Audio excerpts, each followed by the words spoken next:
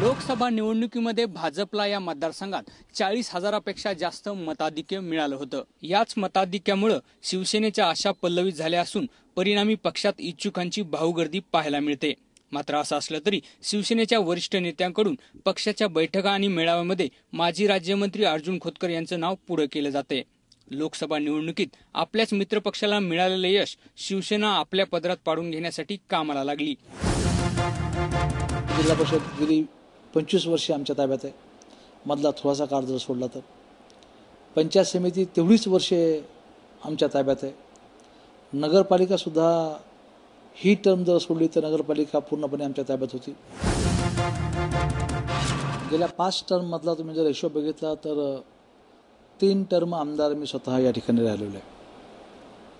माझा पराभव झाला तो अत्यंत निसटता पराभव झाला आणि त्यामुळे गेली 25 वर्षामध्ये जालन्यातली जनता ही पूर्णपणे शिवसेनेच्या पाठीमागे उभा राहिलेली आहे। काँग्रेस आणि शिवसेनेच्या या सरळ लढतीमध्ये मित्र पक्षांची भूमिका सुद्धा निर्णायक ठरणार आहे। स्थानिक पातळीवरती या दोन्ही पक्षांना सारख्याच अडचणीला सामोरं जावं लागेल हेही तितकंच खरं।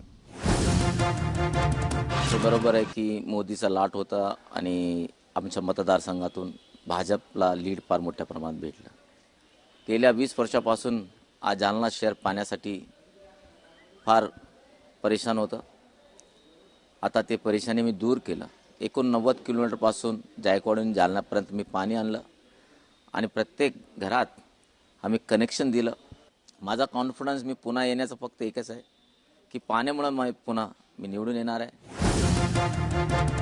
इतर पक्षाच्या तुलनेत सध्या तरी शक्ती प्रदर्शनात शिवसेनेनं आघाडी घेतली असून स्थानिक पातळीवर राजकीय वातावरण ऐन पावसाळ्यात तापायला लागले।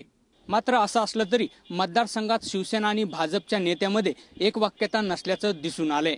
त्यामुळे शिवसेनेला भाजपच्या स्थानिक नेत्यांना पुन्हा विश्वासात घेण्याची नव्यानं कसरत करावी लागेल। गेल्या अनेक दिवसापासून पक्षाच्या विविध बैठका आणि मेळाव्यांनी सध्या शहर गजबजून गेले। अर्थात या निवडणुकीमध्ये नेमके मुद्दे काय असतील, या निवडणुकीचे नेमके वैशिष्ट्य काय असतील हे जाणून घेण्यासाठी आपल्याबरोबर काही पत्रकार आणि ज्येष्ठ मंडळी आहेत, त्यांना आपण याबाबत विचारूया। मला सांगा सर की ही लढत नेमकी कशी असणार आहे? लोकसभा आणि विधानसभा यांचे प्रश्न वेगळे आहेत। ही जी विधानसभा ही स्थानिक प्रश्नाला जास्त प्राधान्य देणारी असेल आणि जालना शहराचे स्थानिक प्रश्नांचा विचार केला तर मला वाटतं भारतामध्ये हा पहिला जिल्हा आहे की गेल्या 14 महिने रस्त्याचे लाईट रात्री बंद असतात। दुसरं पाण्याचे प्रश्न या ठिकाणी आहे।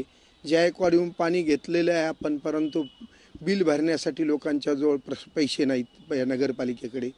तिसरं सिडकोचा प्रश्न गेल्या 5 वर्षापासून जवळपास जागा बदलण्याहून हा बंद पडलेला आहे।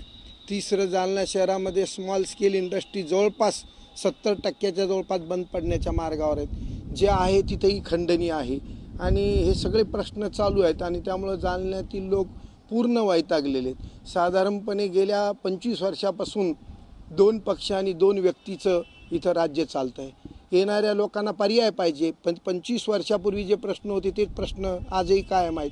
25 वर्षापूर्वी पाण्याची जेवढी व्यवस्था होती तेवढीच आज आहे। थोडाफार बदल झाला तरी लोकांना बदल पाहिजे, परंतु बदलामध्ये येत असताना आजही येणारी निवडणूक 2च व्यक्ती समोर येतात, त्यांच्यामध्येच होईल आणि त्या 2 पक्षात होईल असं वाटतं। तिसरा पर्यायाला तर लोक निवडायला तयार आहेत, पण असा पर्याय लोकांच्या समोर आणखी सापडत नाहीत।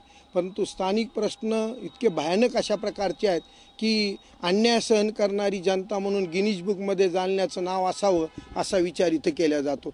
इथल्या नेतृत्वाने जिवंत माणसापेक्षा मेलेल्या माणसाचाच विचार जास्त केलेला दिसतो। इथं इतकी चांगली स्मशानभूमी मला वाटतं महाराष्ट्रामध्ये इतकी चांगली आहे की इतकी अशी स्मशानभूमी महाराष्ट्रामध्ये कुठेही नसेल, कारण माणूस मेल्यानंतर त्याची सोय व्हावी। जिवंत माणसांच्या प्रश्नाला थोडं कमी प्राधान्य दिलं असं मला वाटतं इथं, आणि त्यामुळं स्थानिक प्रश्नावरच ही निवडणूक होणार आहे। या ठिकाणी भाजपला जवळपास लोकसभेला 30,000पेक्षा अधिक मताधिक्य मिळालेले या विधानसभा परिक्षेत्रातून, त्यामुळे लोकसभेचा प्रभाव या विधानसभेवरती किती जाणवेल हे पण आपण जाणून घ्या। मला सांगा सर की मोदी लाटेचा इफेक्ट इथे काही होऊ शकतो? मोदी लाटेचा इफेक्ट इथं होण्याची शक्यता फार कमी आहे, कारण मोदी लाट ही जी आलेली आहे ते देशाच्या प्रश्नावर आलेली आहे आणि विधानसभा इलेक्शनमध्ये स्थानिक प्रश्नांना जास्त वाव मिळतं। त्याच्यामुळे मोदीची लाट इथे काम करेल असं मला वाटत नाही।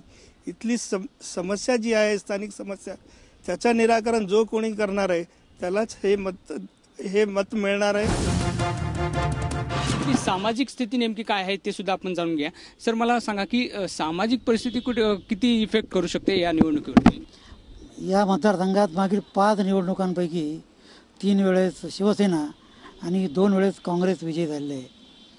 त्यामुळे इथली जी जनता आहे ती सातत्याने एकाच पक्षाबरोबर बरोबर राहते असं म्हणता येत नाही. 10 वर्ष शिवसेनेची सत्ता होती, त्याच्यानंतर काँग्रेस आलं, काँग्रेसचे आमदार राहिल्यानंतर परत शिवसेनेचे आमदार इथं आले आणि त्यानंतर 2009मध्ये म्हणजे मागच्या निवडणुकीत परत काँग्रेसची सत्ता आली. जालना मतदारसंघाचं एक वैशिष्ट्य असं आहे की इथला 35% मतदार हा ग्रामीण भागात आहेत. मोठा भाग हा शहराचा आहे. आज जवळपास 2,80,000च्या आसपास इथले मतदारांची संख्या असून तिथले 2 लाख मतदार हे शहरातले आहेत. त्याच्यामुळे ग्रामीणपेक्षा शहरी मतदार अधिक असलेला हा मतदारसंघ आहे आणि मुस्लिम दलित मतदारांचं जालना शहरामध्ये प्राबल्यही बऱ्यापैकी आहे. पक्षी पातळीवरती गेल्या 5 वर्षातला जर आपण अनुभव बघितला तर दोन्ही पक्षांकडून आम्ही चांगलं काम केल्याचा दावा केला जातोय. त्यामुळे मतदारांपुढे 2च पर्याय असणार आहेत. त्यामुळे आता मतदारांना नेमकं कुणाच्या बाजूने कल द्यायचा हे वेळच ठरवणार आहे. रवींद्र मुंडे, ABP माझा, जालना.